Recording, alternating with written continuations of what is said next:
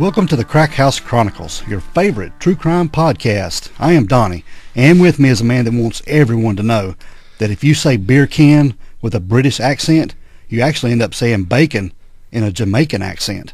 It's Dale. Did I say that? I'm over here trying to compute it, but I like them both. I've heard you say beer can a lot, and all I hear is bacon in Jamaican. Bacon and Jamaican. Yeah. You're a poet and didn't know it. Bacon in Jamaican. That's right. Make them rhyme every time. Yeah. Hey. Yeah, bacon. Beer can. Okay. Now you just heard bacon in Jamaican. Oh, I really heard beer can. That's Yeah. Once it gets past beer can, there's nothing else. You don't hear anything else, right? Yeah. Well, unless you got some bacon, and then we can talk. I'm a bacon guy. Yeah, bacon and beer cans. Okay. Gotta get out of this. What's going on, dude? Same old, man. Same old. Well, actually, no. This is a big day today. Oh, we got a big one today. Woo.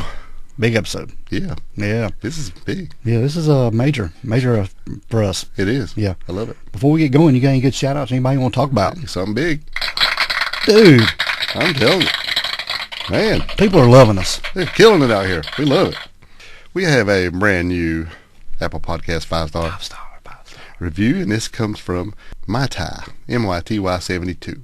Says, great job. Love the podcast. Thank you guys for all the hard work you put into this podcast. I've only been listening for about 2 weeks, but I'm really been missing out. Myra. Man. Thanks so much, Myra, for joining the fam and getting on here and dropping us a few notes here in the little podcast and giving us the 5-star. It really means the world to us, and it really helps. It does. It really does help.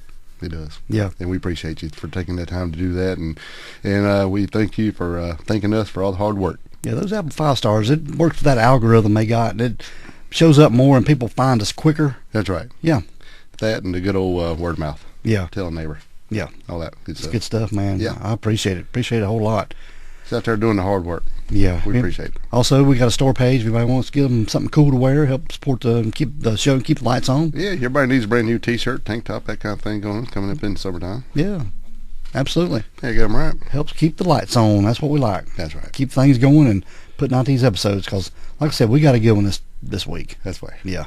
It's been a recurring theme on the show. We talk about Asha degree. Yes. We've interviewed a lot of people, a lot of law enforcement, detectives, FBI, talking about Asha, trying to get some more information about what people think about it. Yeah, keep it on the forefront. Because it's a 24-year-old case that hasn't been solved. Right. Right here in our... Just down the road. Yes. Yeah. And today we have a special guest on the show.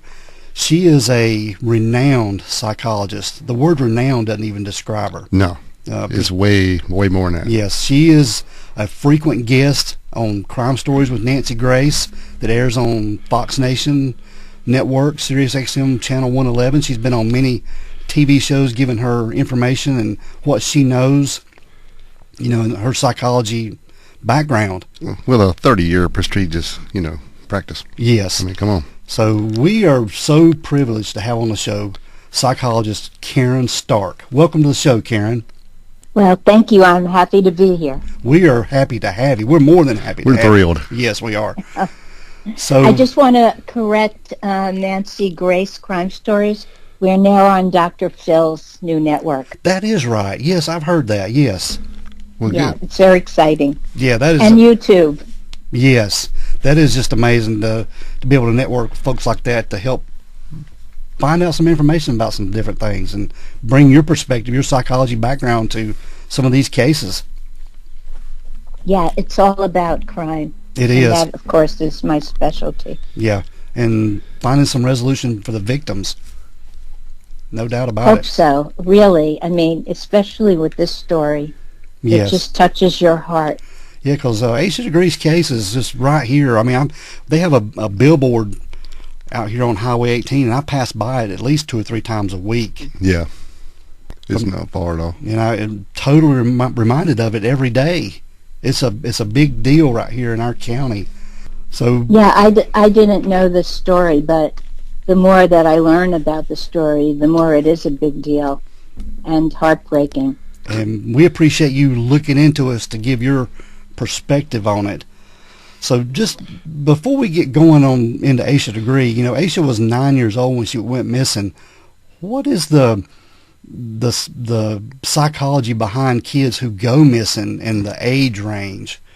Well, it's so unusual to consider the possibility of a 9-year-old actually running away and going missing of her own accord. If you think about a 9-year-old and their development and how they really can have that kind of thinking without, in my opinion, somebody influencing them. Usually it's teenage kids, and it's equal, boys and girls that run away, and different kinds of runaways, too, that I can explain to you. Mm-hmm. And I think people would be interested. I mean, you find that children run away, teenagers run away, either because they've been exposed to some kind of terrible traumatic incident, so some kind of factor which has traumatized them to the point where they feel that they need to escape because they don't know how else to handle it. And when you're a teenager, your mind is also not fully developed. And so you think that would be a great solution, to just run away from whatever it is that has occurred.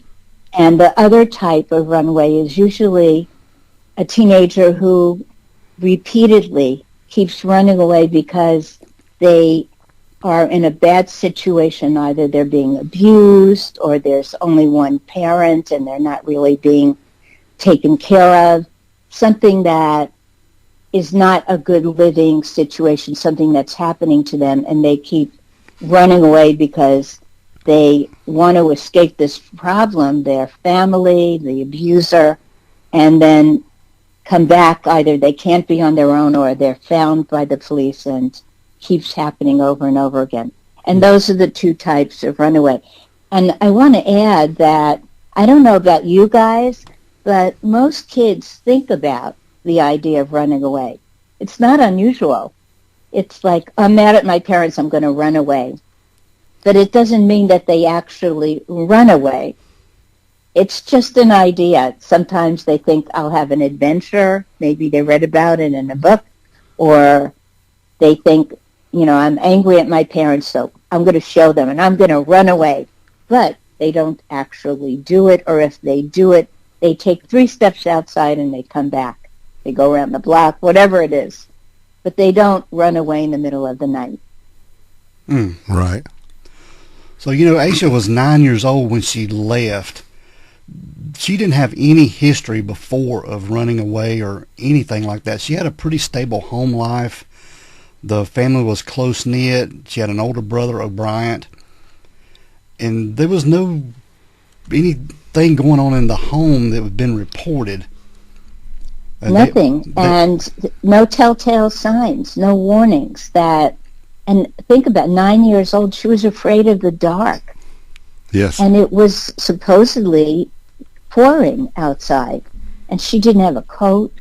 This was a really well-behaved little girl who, it's inconceivable to me that she would decide, I'm going to run away in the dark when it's pouring rain without some kind of prompting to do that. It just doesn't make... Her history doesn't show that at all. Yeah. Nothing like that. She didn't miss school. She missed school only one time, and she didn't like to be away from her parents. She really, even if her grandmother was watching her, her grandmother took her on vacation and she wanted to go home. They had structure there in the home. There was a family, church, and school and her basketball. Sports, yeah. Sports. And that was it. That was their life. No computer. Nothing. So no computers, that's right.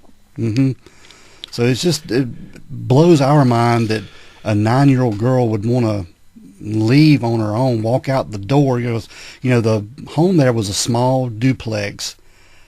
In a small community. Yeah, in a small community. And to be able to leave like that and no one hear her leave the home, being a small home.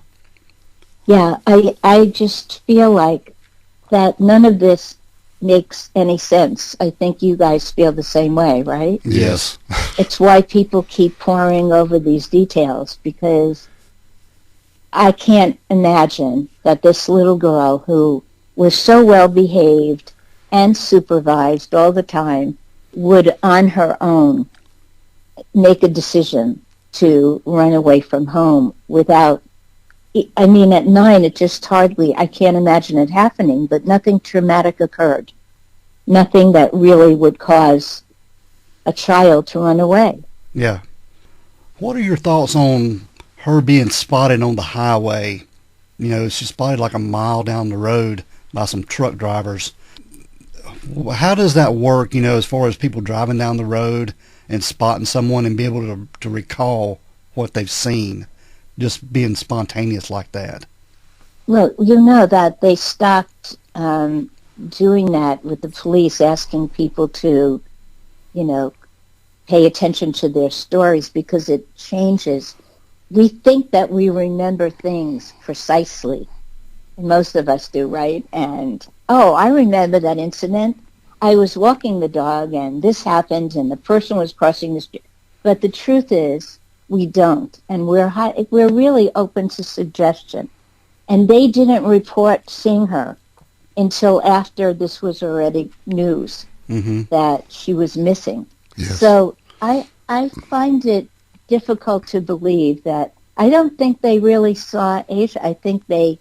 I don't know what they saw, but it was pouring rain. So to me, it sounds like it's like the police get many calls from people, you know, trying to help them. And I'm sure that they were well intended, but I don't know. I don't think that they really saw her. If they did, if that's true, she was told to do that because remember, she was wearing white clothing. Yes. So she would be able to be spotted if somebody actually did ride past, although that whole scenario doesn't hold up to me.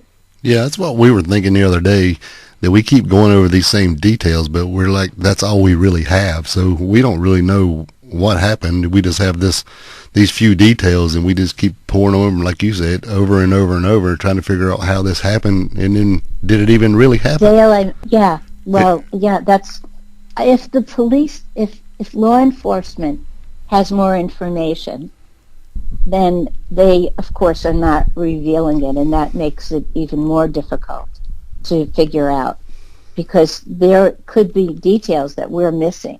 So we're trying to figure this crime out, and I think it's a crime on our own with the details that we have, just like Dale is saying.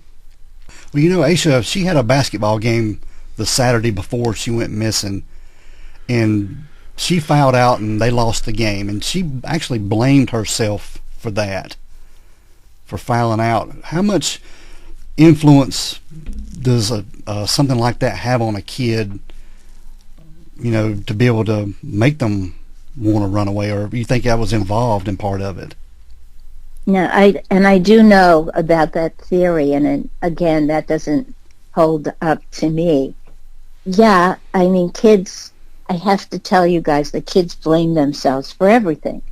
They may not even really be aware of it sometimes, but it's why when you are working as a psychologist with a child, and if something terrible happens in their life, if their pet dies or a parent, they lose a parent, you have to go over it over and over again, that they were not responsible, because they don't understand that the world is not controlled by them. They actually believe that they're responsible for everything. And it's just a child's perspective of the world. And so it doesn't surprise me that Asha thought that she was the one that was responsible for losing the game. But if you pay attention to what her parents, her mother said, and I think her friends, although she was crying when it happened, after she was laughing. She got over it, and that also, to me, sounds like a 9-year-old. You know, 1 minute you're crying, it's terrible, but if you know 9-year-olds, 8-year-olds, you can really change their mood. It's not difficult. Make them laugh, give them something they like, be with friends, and they get through it. So I can't imagine that it had anything to do with losing the basketball game. I think that theory keeps coming up because it was the only thing that people could think of. Yeah. The fact that the basketball game was lost and she blamed herself. They can't think of any other traumatic event which may have occurred, so they keep going back to that. What are your thoughts on the law enforcement finding, the candy wrappers and the pencil and other items in that work shed or that tool shed there behind the upholstery shop? It was about a mile away from the home. And that was a few days. That was the next day, right? Mm-hmm. That was Tuesday, and then I think on Thursday they found candy wrappers along the highway. Is that right? I'm not sure about that, but it's very possible they could have. But I hadn't heard anything on that. It was just in the barn or the tractor shed. Yeah, that I thought that was the case, but those candy wrappers are actually from the game. The kids got candy afterward, and I think about that shed, that tool shed. If the information is correct, it wasn't. She would have had to then first walk along the highway and then walk to that tool shed and leave behind her hero, her Mickey Mouse hero, and pencils. That these were items that obviously she treasured because she packed them. Mm-hmm. And then it wouldn't make any sense that she would leave those items. I believe that those items were staged. I feel like, I don't want to give away all of this at the beginning of the podcast, but I really do believe that they were staged. I don't really believe that Asia was there. They found no footprints. There's nothing else that points to her being there. It's just so mysterious to find that stuff there. Yeah, it's weird. And it's you said it was common or treasured stuff by her, but, those are just common items. They're not like a specific piece of paper with her name on it or something she would have, that she would have had her book bag out there in that tractor shed. And something could have come out. They're common items to you and to me, to us, right? True, very true. Not to a 9-year-old. Not at all. Very I true. mean, she chose to pack that pencil. She chose to pack that hero. And then why would she leave it behind? I think it was a special pencil, too. And I think that hero was something that she treasured, her Mickey Mouse bow. So why of all things would she just leave those 3 items behind and candy? I just feel like that was something that was planted there to really mislead people. That is just a different perspective than I've ever thought about. Smart. Stuff being planted. Yeah. Because it's so far off the road. Yeah.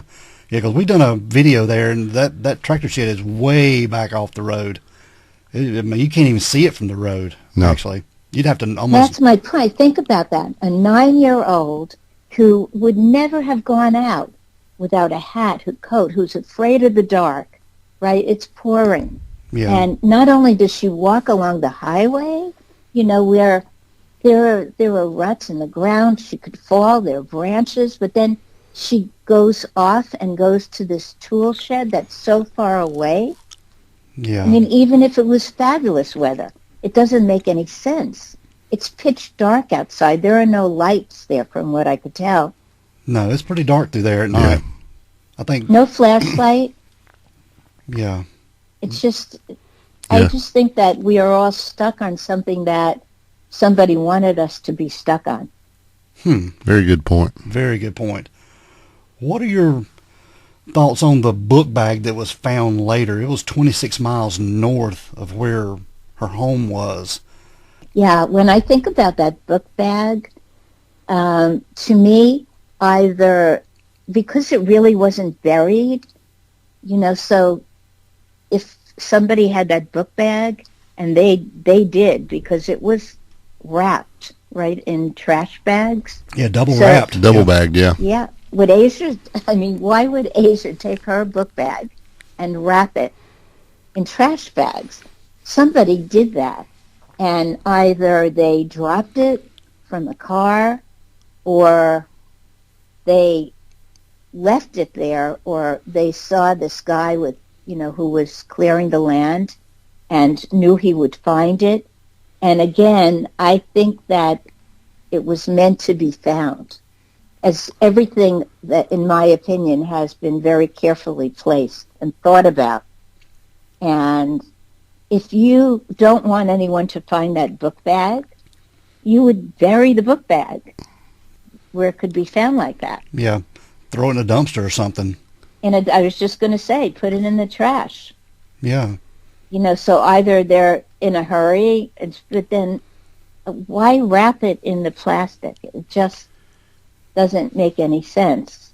It just seems like somebody wanted that book bag to be found. Again, is having fun misleading people, because that kind of person would have a lot of fun trying to get people confused, if in fact I'm correct. Yeah. What do you guys think? I think the book bag was thrown out because it wasn't found far off the road. But, Terry Fleming, he was the guy clearing the land. He was putting in a driveway through the woods there. They were building a log cabin out there. And he was the one that stumbled on it. And he actually didn't even know what it was until he took it and told his wife about it. And she knew the case because it's in a whole different county from right here. It's not far, 20-something miles. 26 miles. That's pretty far. Yeah. And, I mean, that couldn't have been Asia. There's no way. No. Oh, true. Very true. There's no way that was Asia. And when he found it, he didn't even know what he found, right? That's right. His wife had to tell him. Yeah. Only because it had her name and number in it. Yeah, and we haven't been told what's all in the book bag. They hadn't revealed everything, so we don't really know what's been found. But there has been some movement in her case lately. The law enforcement and the sheriff's department have released some information and a couple of videos stating that they have some substantial evidence linking some things to her case. So after 24 years, why would they just right now be releasing some stuff? Do you think they have something? Or that's what it seems like to me.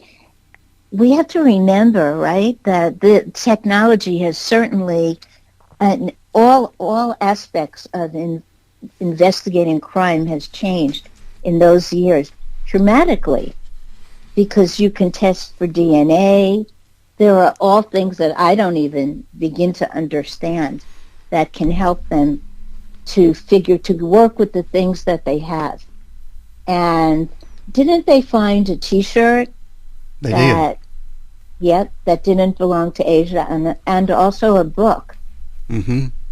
Dr. Seuss book, yeah. A Dr. Seuss book. So, maybe that's something that they couldn't find fingerprints on, but now with DNA, I suspect that they're coming up with things that we don't know about. And if they get DNA, there's also that added factor of the genealogy and how many people actually are, trying to figure out where they come from and going to 23andMe. And they've caught many, many actual killers and serial killers that way. So they can find a link if they have DNA, even if the person is not in their database. Yeah. So, Caryn, in your opinion, do you think Asha was groomed into leaving her home? Yeah, I really believe she was groomed. I would have said that someone came and abducted her, but she did pack things in her bag that, of course, doesn't make sense if she would be gone for a long period of time, but it makes sense to a 9-year-old. So I believe that somebody close to her, whether through the school or through her basketball team or somebody close to Asia and perhaps the family, was grooming this little girl. And when that happens, you do not tell your parents most of the time, unfortunately. Mm-hmm. If you're told, we're keeping this a secret, it's a surprise, whatever story they would come up with, she would believe it. She would believe it. She's only 9. What kind of person would groom her, do you think? Oh, a predator, without a doubt. You know, I hate to say it because I don't want to upset her family, but a sexual predator. Nobody else would want to do that. You know, people, you don't hear about people killing little children because they just felt like killing little children without molesting them, almost ever. I think. Very true.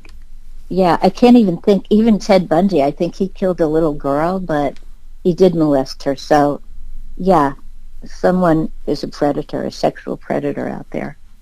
Do you think this kind of person done this as a one-off, or do you think they've done more stuff like this on different levels? Highly unlikely, Donnie, that it would be a one-off. Because when you have a desire to do something like that, it doesn't go away. I mean, that is the only way that actually you could fulfill yourself, is to continue doing it. And, I mean, in my opinion, I mean, all these staged things, the way that I see it, they are somebody very careful planning and would also want to keep things like that, to remember and relive it in their mind, those little items that we think, you know, really don't have a lot of significance. And I'm sure there were more in the book bag. So I think that person took great pleasure in carefully planning this and encouraging this little girl. And there's a good chance that as soon as she left her home, she was taken, because I can't think of any other reason that would, I mean, she's not sleepwalking, that she would go out in the dark where she's terribly afraid and keep walking like that. Yeah, she was afraid of dogs too, I think. They put it in her mind, 9 years old, that you don't really understand the world. You don't understand what you're doing most of the time when you're 9 years old. Very true. Teenagers think they do, but even they don't have great judgment. That doesn't happen till your 20s, where you really start to make good decisions. So what could law enforcement be looking for in a predator? What would be some characteristics of a person that would take Asha degree or do something to her? Well, it would be somebody who likes to hang around children. Unfortunately, if you think about sexual predators, you know, there's a list of who's in your neighborhood for a reason, because they like to be near playgrounds. They like to be near children's games, basketball games.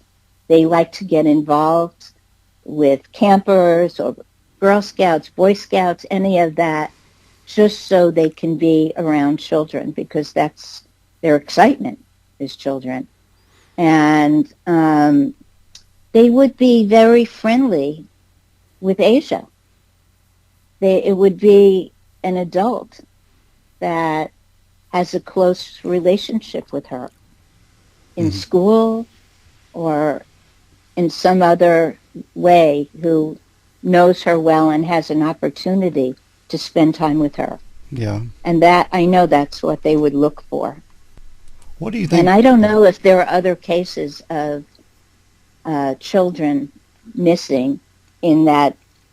I mean, you guys would know more than I would in that area, but it doesn't even have to be incidents in that area, because people who are sexual predators, and they're men, that's why I'm saying he, right? Yeah. They're men, and they could go all around the country and abduct kids. Yeah, we don't have any more missing children around this area. Asha is the only one that we know. That we know of, yeah. So it's kind of weird why I would ask, you know, what kind of person. A one-off, yeah. Yeah, a one-off. It's very strange. It's very I mean, it could be somebody who always spent. I'd be surprised if it wasn't someone who's a repeat offender, but it could be possibly somebody who always fantasized about doing something like this, or became attracted to Asia, just Asia. And she was a beautiful little girl. She was shy, but she was sweet and kind, and like a perfect little girl. And that's what somebody would look for. Mm-hmm. Could even be somebody who worked around the house. It's hard to tell, but there's no doubt that they knew Asia, because she took very specific outfits with her. Yeah. And that, one more piece of that puzzle, right? Like, what would make her do that? Unless she was told that she needed these clothes for something special, some special event was about to occur. I don't know, but someone was planting these ideas in her mind. I mean, she's not going to suddenly get crazy and decide, I don't know what I'm doing, but I'm going to walk out in the rain and the dark. Yeah, because she went missing on Valentine's Day. That just happened to be her parents' wedding anniversary also.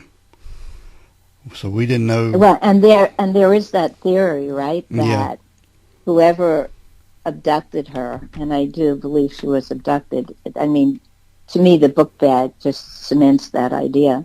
Mm-hmm. Whoever abducted her knew enough about the family where they actually could have said, we're gonna have a special surprise for your parents for their anniversary, and bring a Valentine's Day outfit and bring your favorite Mickey Mouse overalls. We'll figure out what fabulous outfit you're going to wear, and bring family pictures, because she did. Because we're going to use them for this surprise. Yeah.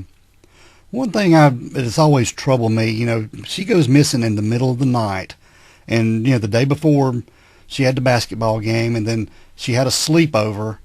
And, kids who have sleepovers or go to sleepovers, they're not going to bed early. They're going to stay up and they're going to watch TV, eat, play games. They're going to go to bed late. And then they're going to laugh and have fun and not want to go to sleep. Yeah, and then the next day she has to get up early and go to church, because her family were, devout churchgoers. They went very regularly, so she didn't get a lot of sleep, and then have to be up. And then I would think the next night she would have probably crashed and not woke up to be able to leave the house. Yeah, that's a really good point, Donnie. And yet here she is, right? Mm-hmm. Walking outside with this prepared book bag and not enough protection. So think about that. Waking up in the middle, all of a sudden she wakes up, and she probably was exhausted, but she knew she's a very obedient girl. She's very obedient. So she's going to, if somebody has told her that she has to get up at a certain time, she's going to do it. Yeah. And she's going to follow instructions. Wow. No matter which way I play it, and you guys tell me what you think, but no matter which way I play it, there's nothing that makes sense about her doing that. There's nothing in the family history. There's nothing that she sometimes was frightened at night and slept with her brother, and then they told her she was too old to sleep with her brother, so she slept next to his bed. Mm-hmm. This is a fearful little girl. She's not brave like that, where she's going to have an adventure and doesn't care what she's wearing and go out in the dark when she's afraid of the dark. She has a lot of fears, as I would expect she would. They were reading a book in class in her Boston elementary classroom, The Whipping Boy. And it's based on a story of a kid who goes on some adventures and stuff. And people have related that to Asha wanting to leave and go on an adventure. It kind of reminds me of the basketball game, you know, because children are impressionable, just like with the basketball game, she blamed herself. But again, I just think everybody, because it's so mystifying that everyone is trying to come up with their own theories and looking and combing through every clue. But that's a story about, I think, two boys that go off on an adventure. Mm-hmm. And it's not one child going off. It's two, which makes sense because one child would be frightened. It would be very unusual. And if you think about it, maybe even if the idea crossed her mind or her classmates, you know, oh boy, this sounds like a lot of fun. What a great adventure. I want to have this adventure. I think I'll wake up in the middle of the night and go out in the dark in a storm and prepare my book bag and not care what I'm wearing so I could have a fun adventure. You know, children are suggestible, but not like that. Yeah, very Even if interesting. she loved the book, maybe she would fantasize about it. But not But actually. unless she was a child that didn't have the kind of grades that she did, you know, then I would think, you know, maybe, but not at all. Very interesting. I don't see that. Do What- you? No, What are some things that law enforcement could be looking into to help solve this case? Because, you know, they have released some stuff, some videos talking about they have information, but what can they be doing now to bring closure to this case, you think? Well, as I said before, and I really do believe that that's why they're kind of putting it out there that there may be some resolution. My strongest guess is that they have some DNA and they're trying to trace it. But they know a lot more than I do, or we do, about how to follow all of the things that we're talking about to look at these clues. And I also would imagine they are very carefully looking at all the people who were around her, because if you think about, you know, a child, a 9-year-old, they're in school, they have after-school activities, they have friends who have parents, they have family and extended family. They are exposed to many adults, and that's a lot to comb through. Yeah.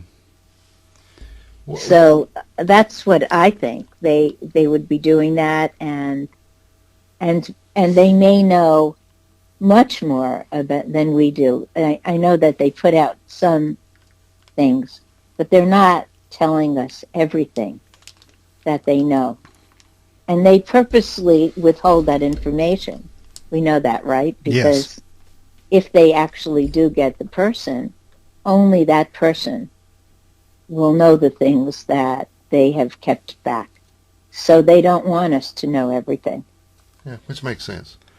So what is your opinion on the theory that something happened in that house that night and she never left on her own, and this whole thing is just, like you said, been set up here and there to make it look like she ran away? That you mean like the parents are involved, the Maybe, family? yeah, or something. Yeah. I mean, I hate to look at that angle, but you have to. No, I know, but you have to look at every angle. I mean, that's just what crime is all about. I mean, there are many cases where parents have actually done things like that. So it's not far-fetched at all, except in this instance, I find it seriously hard to believe, because it's not that kind of a family. There's not the slightest bit of history. They still grieve for her, and I would think that in a situation like that, it would be a very different type of family. You wouldn't see the structure. You wouldn't see the supervision, the going to school and going to church together. It would be much more a family where there is abuse, chaos, things that, you could look at and say anything is possible in this family. But not this one. They just don't fit the profile to me. Yeah, the only thing that sticks out, Asha and her brother were latchkey kids. They would come home and the parents weren't there after school, and they would let themselves in and then lock the door, and they would start their homework and stuff. So I always thought maybe something of that angle, somebody knew that and would talk to her while the parents weren't home, possibly a neighbor, somebody close by.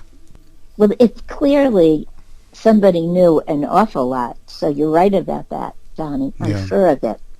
That somebody knew Asia. Somebody knew the family. Somebody knew her clothes. And I know that seems so far-fetched, like why would a guy know what she wears? But the kids, as little girls, they have special outfits that they like to wear, and she packed her special outfits. So even this whole idea of wearing white, if she was out in the dark and somebody needed to come and get her, they're going to find her. And they knew what she had. They knew what she wore. They knew about her book bag. And it's somebody that knew this family and knew that this was a good little girl who would pay attention, and she was shy, and so she's not very forthcoming, and children do not talk about things that are happening to them like that, especially if they're told it's a secret. And if they feel bad about it even, suppose that things had been happening with an adult male, she would not share that because she would believe that she was responsible for it. So looking at this case overall, and we appreciate you looking at this, what are your thoughts on the Asha Degree case overall? What do you think possibly happened to her? I would be really amazed if someone didn't take Asha and kind of planned it from the start, not that they just picked her up walking along the road or finding her in a tool shed. Somebody is involved. An adult is involved in this case. There are too many things that don't make sense. So even if you think, okay, maybe she really was in the tool shed, then why is her book bag 25 miles away? Why was she in the tool shed to begin with? And why is her book bag 25 miles away? Like sort of buried, but not really. Yeah. Asia then walked 25 miles, and that was a long time afterwards, too. Oh, yeah, it was a long time, yeah. Yeah, in the opposite direction. Yeah, so there has to be an adult that's involved in all of this. And if you look at these cases, and we know these cases really well, it's someone who was following Asia, who knew this little girl, and knew that they could get her to do these things, and knew that she would be obedient. Wow. Yeah, that's the saddest part, is that she was such a good little girl. Yeah. And unfortunately, that's what somebody would look for, too. A sweet, kind, obedient little girl who could buy their story and be too afraid to even share it, or believe that this was a great secret that she should keep. Wow. That is so crazy. You gave me cold chills. Yes. Yeah. Yeah. Thinking about that. So I think we all, and the listeners too, don't we all have chills about this little 9-year-old, sweetest little girl, right? Yeah. Absolutely. Nancy would say, kissed with sunshine. Yeah, I agree.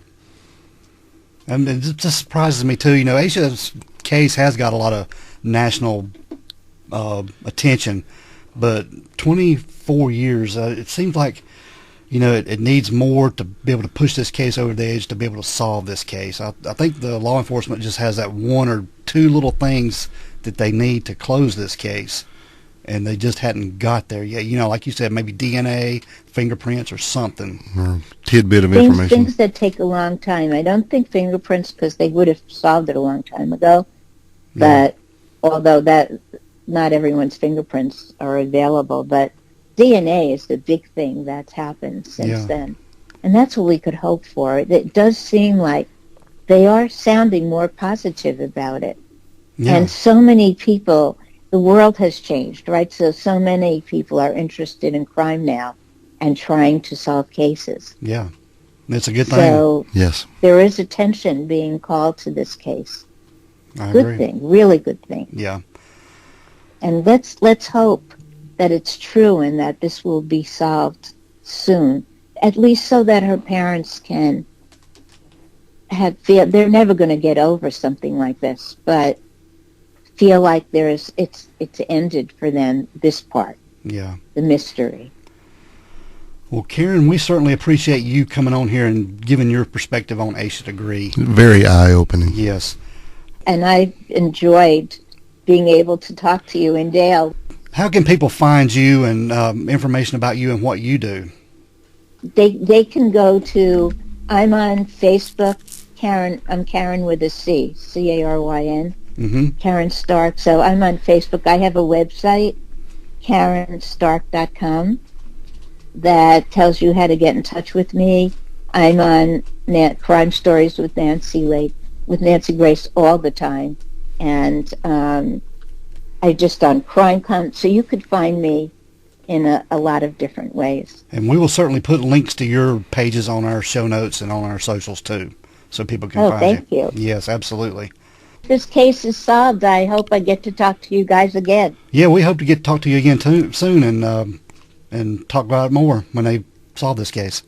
Yeah, other cases, because you're doing a great thing. Well, thank you so much. Well, we appreciate you, Caryn, and I hope you have a great day. You too. All right, bye-bye. All right, Dale, again, we want to thank Caryn Stark for being on, man. She's just great.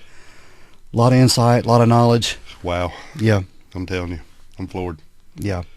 Great. That's just, I don't know. It's just too big for words, I guess. I know. We just, we wanted to do it to help bring some more light to Asha Degree. Yes, and we really appreciate her giving her time to us. I know she's busy, a lot of stuff going on. All right, Dale, we're going to get out of here, bud. All right, let's roll. We want everyone to be safe. Please be careful and always be aware of your surroundings. Because the next episode could be about you. This is Crack the Crack House House Chronicles.